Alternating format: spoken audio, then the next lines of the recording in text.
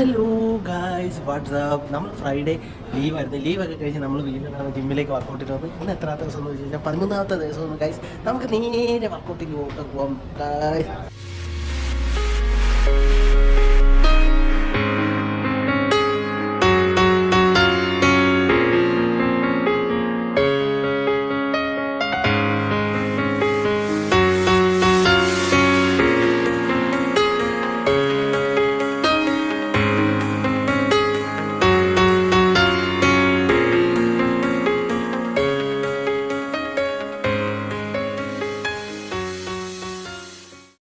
Guys ഇന്നത്തെ workout കഴിഞ്ഞ് നമ്മൾ ഇറങ്ങി.